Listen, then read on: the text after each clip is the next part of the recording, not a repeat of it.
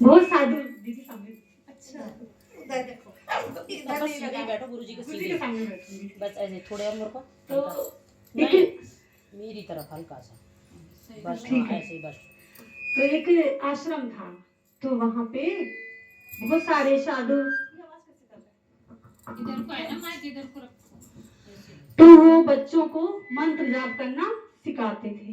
वो जो बाबा जी वहाँ पे रहते थे, जो संत, तो बच्चों सभी लोग अपने बच्चों को, पहले की बात है, अब तो ये सब चीज देखने को भी नहीं मिलती है। वो सामने आ रहा ना तुम्हारा एक, हेलो ऐसे हो जाओ। मैं ज्यादा नहीं बस इतना ही बोलता हूँ। हेलो। सही तो है। मंत्र जाप करना सिखाते थे वो। चुप हो जाओ। तो मंत्र जप करना सिखा रहे थे बच्चों को, तो वही खूब हरियाली थी और पेड़ पौधे बहुत ज्यादा थे। तो तोता बैठ के सुनता रहता था कि क्या सुना रहे हैं। तो तोता भी सीख गया। जो मंत्र सिखाते थे यही कि हरि मिले तो बंधन छूटे, हरि मिले तो, ये बच्चों को सिखाते थे गुरुजी। तो वो सिखाते तो बहुत कुछ थे, लेकिन तोता ने ये चीज सीख ली कि हरि मिले तो बंधन छूटे। ऐसे करके तो वो एक दिन अच्छे से सीख गया, वो बोलने लग गया तोता कि हरि मिले तो बंधन छूटे, हरि मिले तो बंधन छूटे। तो उधर से एक देखा बच्चों ने कि अरे देखो बाबा जी, गुरु जी देखो, ये तो कितना अच्छा से मंत्र जप रहा है और ये तोता तो बहुत अच्छा है। तो बोले हाँ बाबा जी, ये देखे कि वाकई ये तोता तो बहुत अच्छा है, कितने अच्छे से बोल रहा है कि हरि मिले तो बंधन छूटे। तो उन्होंने क्या बोले बच्चे कि हम पकड़ ले गुरु जी इसको, हम बाबा जी पकड़ ले। बोले हाँ पकड़ लो, हमारे यहाँ रहेगा तो हमारे आश्रम की शोभा बढ़ाएगा और जब भी बोलेगा प्रभु का नाम बोलेगा। तो बच्चों ने पकड़ लिया और आश्रम में रख लिया। अब वो तो भैया जब भी अपना वो बोलता ही रहता था, जैसे बच्चे बोलते थे वो भी सीखता रहता था। तो जब बच्चों से बोल रहा था, कुछ टाइम निकल गया, तो वहां से एक वो निकले सेठ जी। तो सेठ जी ने देखा कि वो तोता बोल रहा है कि हरि मिले तो बंधन छूटे। तो जब वो देखा तो सेठ जी को बहुत अच्छा लगा कि अरे कितना चमत्कारी तोता है, हरि मिले तो बंधन छूटे ऐसे बोल रहा है। तो उनके मन में आया कि हमें मिल जाए ये तोता और कितना अच्छा रहेगा, हम लेके जाएंगे तो हमारे घर की शोभा बढ़ाएगा और घर में एक मंत्र चलता रहेगा हमेशा। ये तो जब भी बोलेगा एक ही चीज बोलेगा। तो वो तो उनका मन में आया, तो वो अंदर चले गए और जाके बाबा जी को नमन करा। बोले बाबा जी हमें कुछ चाहिए आपसे। बोले बोलो, साधु संत कभी मना नहीं करते हैं, कुछ भी मांग ले हम। तो बोले बोलो क्या चाहिए सेठ जी, हमारे पास है ऐसा क्या देने के लिए जो हम आपको देंगे। बोले हमें ये तोता चाहिए। तो बोले कोई बात नहीं ले जाओ। तो वो ले गए सेठ जी। सेठ जी ने मंगाया एकदम बढ़िया सा पिंजरा लोहे का, बढ़िया से उसे बंद कर लिया और टांग दिया। उसको टाइम से खाना देते। 2-4 महीने निकल गए। जब 2-4 महीने निकले तो एक दिन क्या हुआ कि उनके यहाँ पे, राजा के यहाँ पे उनकी शादी की सालगिरह थी। तो उनका तो उसमें बुलावा आया सेठ जी का, उनको बुलाया गया। तो अब सेठ जी सोचने लगे कि हम जाएंगे तो राजा के यहाँ पे तो क्या लेके जाएंगे और क्या देंगे, वो तो राजा हैं, उनके पास तो सब कुछ है, तो क्या देना चाहिए हमें तोहफा में। अपनी सेठानी से बोलने लगे। सेठानी बोले देखो उनके पास तो राजा महाराजा है, किसी चीज की कमी नहीं है, ऐसा करो कि तोता ही दे दो गिफ्ट में, रानी खुश हो जाएंगी, थोड़ा अच्छे से बोलता है, भगवान का नाम बोलता है। जब किसी को देते तो हम ये नहीं देखते महंगा है कि सस्ता, ये देखते कि जिसे हम दे दें उस थोड़ा खुश हो जाए। तो वो दे दी, लेके गए सेठ जी।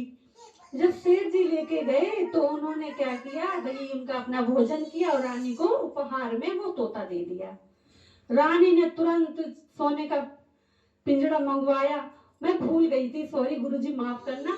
जब वो आश्रम में था तो लोहे के पिंजरे में था, जब सेठ जी के पास गया तो चांदी के पिंजरे में गया, और पहुंचा रानी के पास तो रानी ने वो पिंजरा फेंक दिया और सोने का पिंजरा मंगाया, उसमें रख दिया।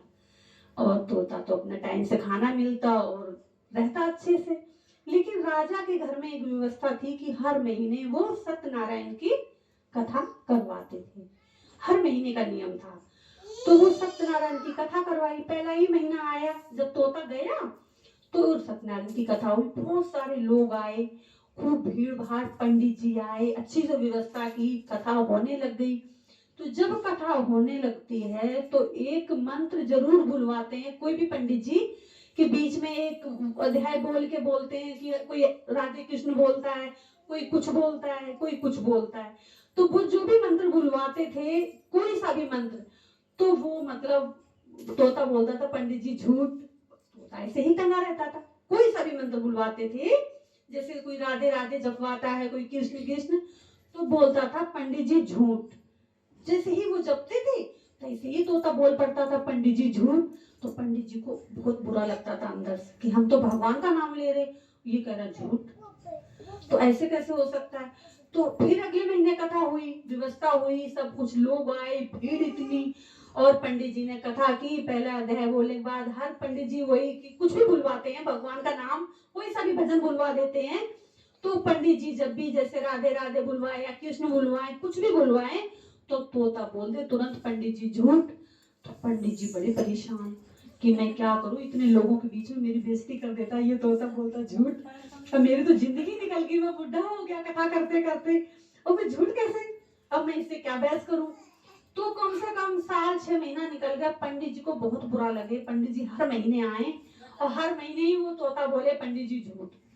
आप तो बड़े परेशान हो गए, बोले अब तो मैं दुखी हो गया, इतने लोग इतने मेरे जिजमान आते हैं, इतने हमें बुलाते हैं और ये बोल देता झूठ, ऐसे कैसे झूठ। तो भैया वो थक गए पंडित जी, वो तोता मानता नहीं था, जब वो गाते थे जब वो बोलता था झूठ। तो गए अपने गुरु जी के पास, पंडित जी बोले गुरु जी ऐसे ऐसे मैं राजा जी के घर कथा करने जाता हूँ। तो वो तोता के लिए मैं जब भी कोई मन जैसे की कथा करता हूँ, मैं एक अध्याय बोल के कोई भी भजन बोलता हूँ, तो वो तोता बोलता है कि पंडित जी झूठ। तो बोले हाँ ऐसा तो होता है। बोले हाँ गुरुजी आप नहीं मानोगे ना, आप मेरे साथ चलो। पंडित जी बोले कि आप, मैं कथा करूंगा, आप चुपचाप बैठे रहना, देखना वो तोता बोलेगा। तो वो अपने साथ लेके आए, पंडित जी अपने गुरुजी को साथ लेके आए, और उनको कथा की पूरी व्यवस्था हुई, लोग आए, तैयारी हुई, कथा का पहले अध्याय बोला, और जैसे ही भजन करने के लिए कि भगवान का नाम लिया, चाहे नारायण चाहे राधे राधे बोला हो, चाहे सीताराम, जैसे ही बोला वैसे ही तोता बोल पड़ा पंडित जी झूठ। अब तो भैया बोले देखो गुरुजी, पंडित जी बोले देखो गुरुजी, देखो बोल रहे कि नहीं, हाँ बोल तो रहा है। फिर पूरी कथा हुई जैसे तैसे, तो फिर बोले कि गुरुजी बोले कि हम थोड़ा तोता से बात करें, देखते हैं अभी तो तोता से गुरुजी क्या फुसफुसाए हमें नहीं पता, कुछ बात किए। तो बात करने के बाद थोड़ी देर में देखा कि तोता ऐसे पड़ा हुआ है, बेहोश मुरझाया हुआ, जैसे कि है नहीं, अब खत्म हो गया।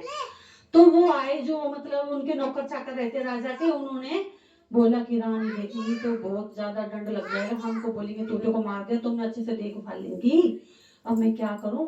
तो वो चेक करने लगे, खिड़की का पिंजरा खोला तो चेक करने लग गए। जैसे ही उन्होंने सोचा मर गया कि तोता में कुछ नहीं है, लो अब तो खोल के देख लो, उसको हिलाया ढुलाया, वो हिल ही नहीं रहा।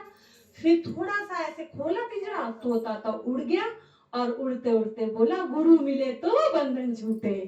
तो गुरु के बिना हमारा, तोता ने गुरु जी को बताया कि हमने एक बार भगवान का नाम लिया तो मैं पिंजरे में फंसता ही चला गया। जब मैं आश्रम में था तो मैं लोहे के पिंजरे में था, वहां से मुझे सेठ जी ने लिया तो चांदी के पिंजरे में फंसा दिया, फिर मुझे वहां से निकला तो फिर मैं लोहे के सोने के पिंजरे में आ गया। तो मैंने तो एक ही बार प्रभु का नाम लिया था, हरि मिले तो बंधन छूटे, और वैसे ही सुन लिया बाबा लोगों ने और मुझे तुरंत पकड़ लिया। उनने गुरुजी को ये बात बताई थी कि कैसे हरि मिले तो बंधन छूटे, मैं तो बंधन में फंसता ही चला गया, ये चीज गुरुजी को बताई थी।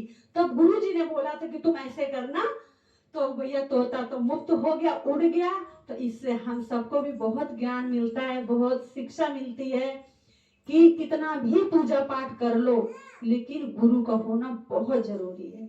चाहे कोई भी आपके गुरु हो, जो आपको अच्छे लगे, शिव गुरु हो, गुरु होना बहुत जरूरी है। गुरु के बिना हमारा उद्धार नहीं है।